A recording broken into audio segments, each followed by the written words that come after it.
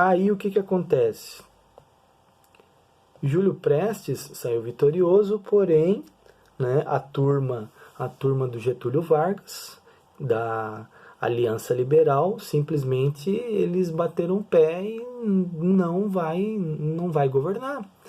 Houve fraude, houve roubo, tá errada essa eleição, então a Aliança Liberal ela bateu o pé e não vai.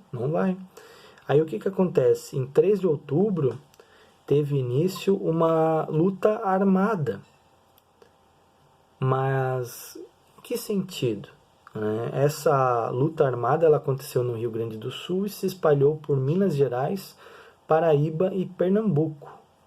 Diante disso, os militares do Rio de Janeiro depuseram o Washington Luiz e entregaram o poder a Getúlio Vargas. Então, o movimento de 1930, que acontece, ele é um evento, um fato histórico que vai marcar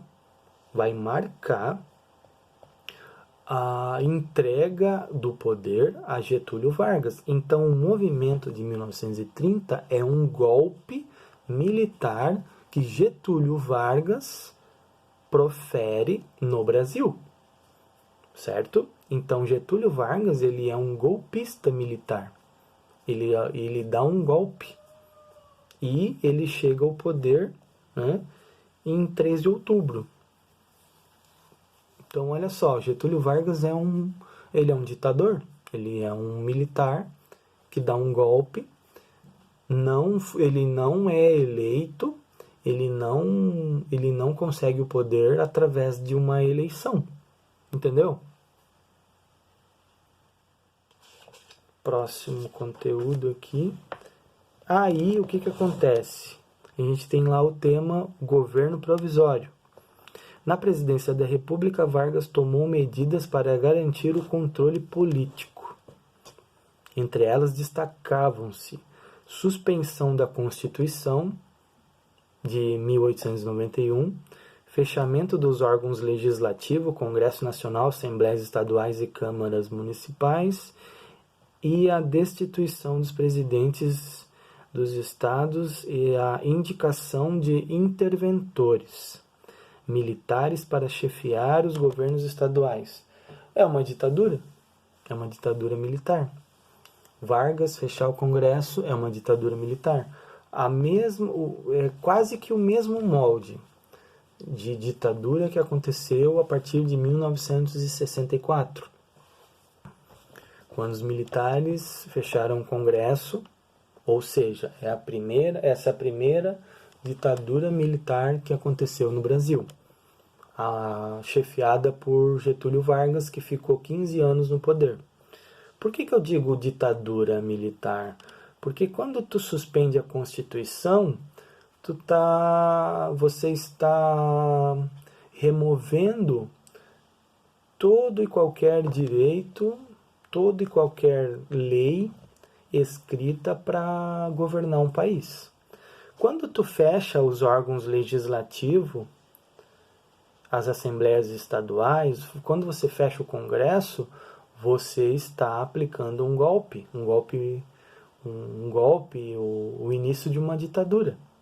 Quando você destitui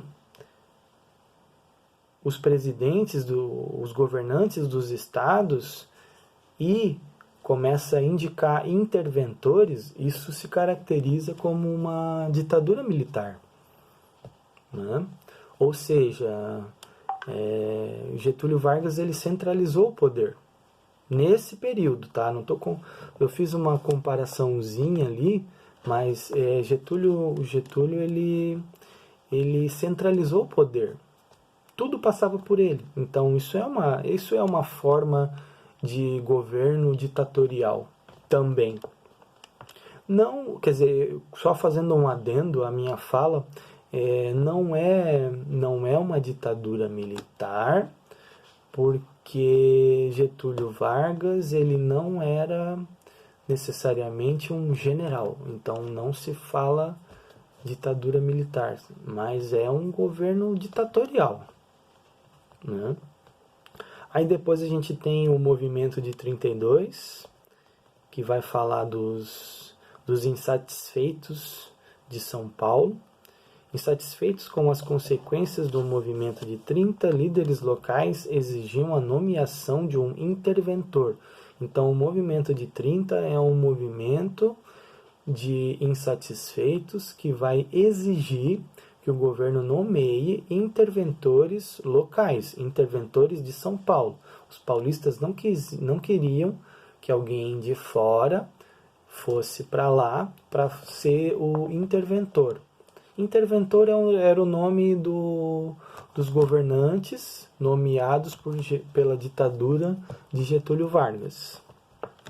Aí, em 9 de julho de 1932, teve início um movimento que reuniu cerca de 30 mil homens armados contra o governo federal.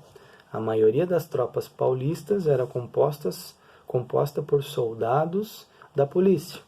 Então, em 9 de julho ocorre um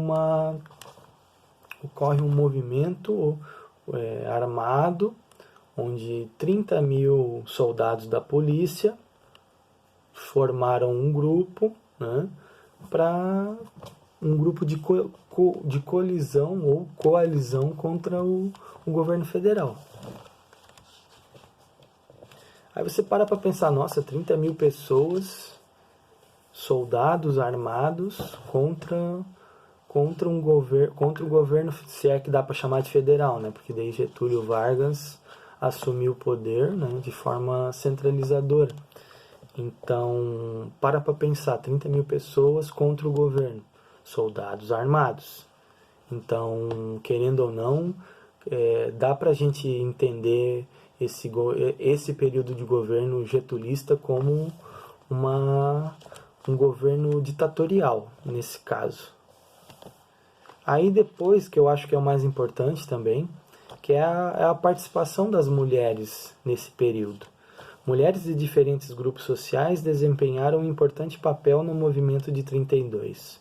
Muitas atenderam a soldados feridos em batalhas e assumiram outros trabalhos, especialmente nos serviços urbanos, enquanto os homens lutavam nas trincheiras. Deixa eu dar uma pausa aqui e continuar no outro vídeo.